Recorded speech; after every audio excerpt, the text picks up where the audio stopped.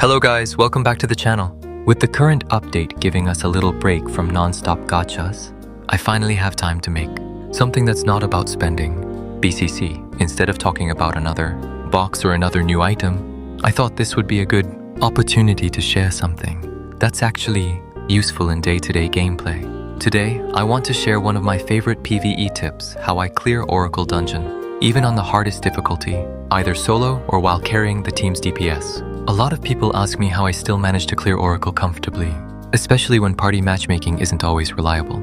Sometimes your guildmates are busy, sometimes your friends already finished their runs, and sometimes you simply want to finish everything quickly without waiting for a full party. That's exactly why I started experimenting with different ways to make the run as consistent as possible. The strategy I'm sharing today isn't just for the current version of Oracle. What I really like about it is that the logic behind it is future-proof.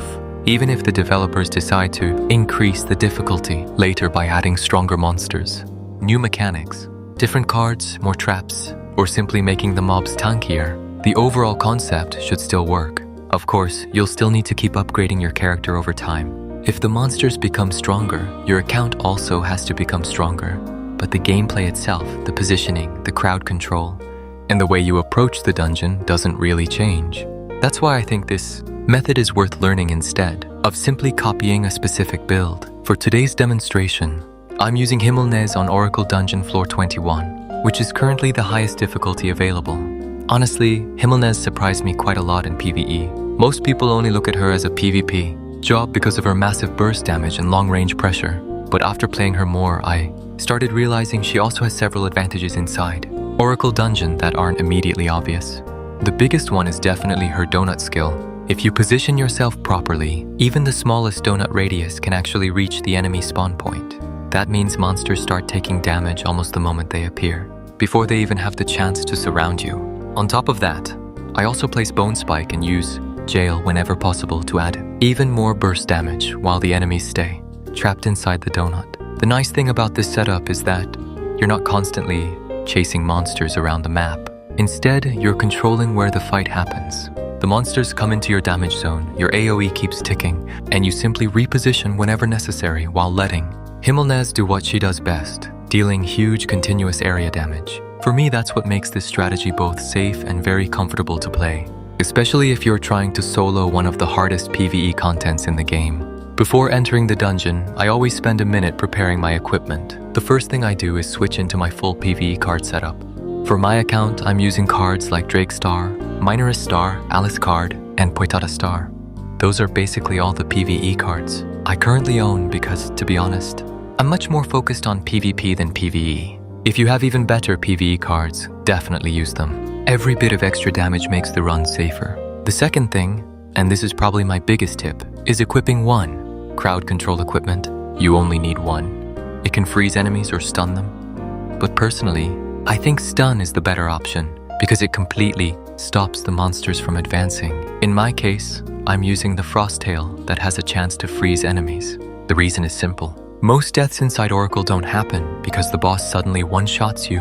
They happen because dozens of normal monsters reach you at the same time, stacking bleed, poison, and other damage overtime effects until your character simply can't keep up.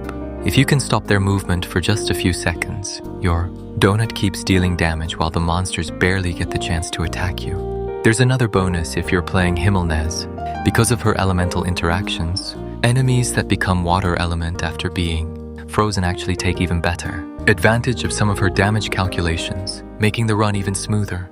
Besides that, don't forget the small preparations. Bring anti-death food if you have it. Use a resurrection pet or cat bodyguard if available. Those little safety nets can save an entire run if you make one mistake near the end of the dungeon. During the run itself, my focus is actually very simple. Keep the monsters inside the donut. Reposition whenever necessary. Use Bone Spike and Jail whenever they're available.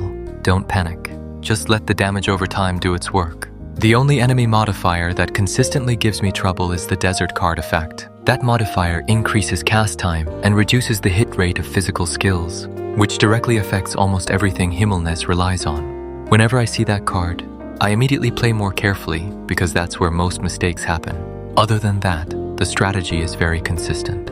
Hopefully this guide helps those of you who are still struggling with Oracle Dungeon, especially if you often have to run it solo or don't have a reliable party every week. Just remember, strategies like this don't replace account progression. As the developers continue increasing the difficulty, you'll still need to improve your character over time. But with good positioning, proper preparation, and understanding the mechanics, you'll always give yourself the best chance to clear the dungeon. Thank you so much for watching. Thank you for all your support, and I'll see you in the next video.